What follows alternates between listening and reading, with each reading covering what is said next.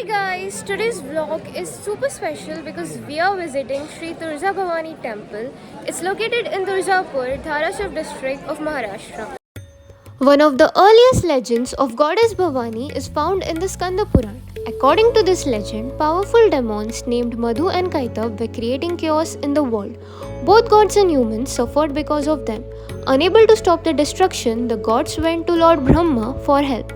Brahma advised them to pray to goddess Shakti, the supreme feminine power. Answering their prayers, Shakti appeared as goddess Bhavani, a fierce and powerful form meant to destroy evil. She was supported by Saptamatrikas, the seven divine mother goddesses Brahmani, Chamunda, Kaumari, Indrani, Maheshwari, Vaishnavi, Varahi. Together they defeated Madhu Kaitab and restored peace. Okay, so while going, there are a lot of steps here, so be extremely careful. Gomukh Tirth features a cow-shaped structure from which holy water flows. It's believed to be from the Ganga river. A devotee named Gabrinath once doubted the sacredness of Gomukh Tirth. To reveal the divine truth, goddess Turja Bhavani performed a miracle by making a lemon and a stick that he had thrown into the river Ganga reappear through the Gomukh spring, thereby proving its holy and divine source. A dip in this holy water is believed to relieve sins and miseries.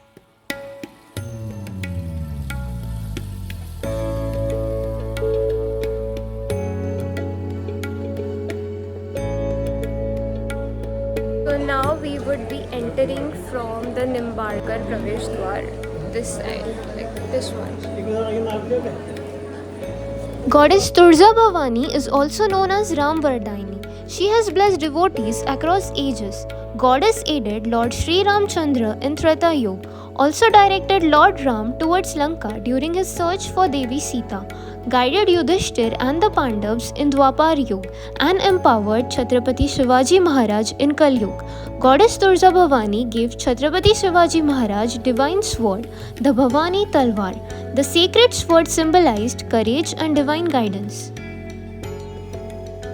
In Hindu tradition, particularly according to the Skanda Puran, the legends of sage Kardam and Anubhuti are central to the origin of Turja Bhavani temple in Turzapur. As a Brahman sage and Prajapati, progenitor of creation, sage Kardam is described as the son of god Brahma. According to the legend, when Kardam's wife Anubhuti was performing intense penance after his death, a demon named Kukur or Matanga in some versions attempted to trouble her. Anubhuti prayed to goddess Bhavani for protection. The goddess appeared, fought the demon and slayed him. While many scriptures like the Bhagavad Puran focuses on Kardam's marriage to Devhuti, local Maharashtrian lore and the Skanda Puran emphasize his wife Anubhuti in the context of Turzapur. So as you can see, there's a huge rush here. We have taken paid passes, but even if you guys are taking a paid pass, there is a chance that you will get into a huge rush. And whatever the amount comes from all these paid passes, it is used by the temple trust for temple maintenance and other related things regarding the temple. The presiding deity is goddess Turja Bhavani, a fierce form of Adi Shakti. It's a place of immense faith and devotion. According to the traditions, it's one of the 51 Shakti Peethas. The granite idol of goddess is considered self-manifested and has 8 arms. Goddess Turja Bhavani has specific annual sleep periods. Ghor Nidra, which means deep sleep, it's approx 9 days before the Shardiya Navratri where goddess rests before her battle. Shram Nidra, labor sleep, it's approx 5 days after slaying the demon Mahishasur from Dashmi to Kojagiri Purnima. Paush Nidra, illusion sleep, it's for a period of approx 7 days. A special sandalwood bed is brought from Ahmednagar for the rest of goddess, particularly during the Shram Nidra. It's said that Mahishasur has received a boon that no man could kill him, so he started troubling the gods and the people. To stop him, the divine past created the goddess. Goddess fought Mahishasur for 9 days and nights. During the battle, Mahishasur kept changing his forms. The battle raged for approx 10,000 years, and then finally the goddess pinned him down with a foot and struck him with her trident and chopped off his head. This victory is celebrated as Vijayadashmi Dasera and symbolizes good defeating evil and divine power protecting the world. So So we are done with the darshan now, and I'm going to be taking you guys to Chintamani stone. It's a mystical stone where devotees ask questions about the future by placing your palms on the stone. And if it goes on the right side, that means it's a yes. If it goes on the left side, that means it's a no.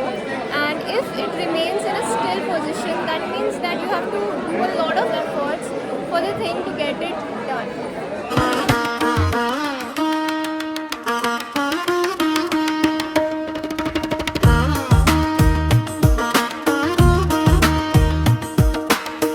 It's also believed that Chhatrapati Shivaji Maharaj used it as a divine compass before going to his battles.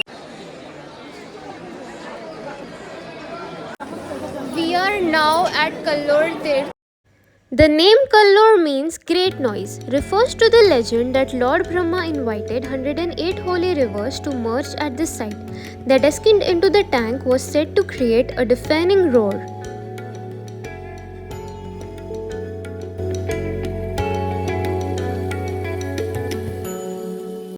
From the sacred steps of Turja Bhavani temple to your screens, I hope this journey touched your soul. See you in the next vlog.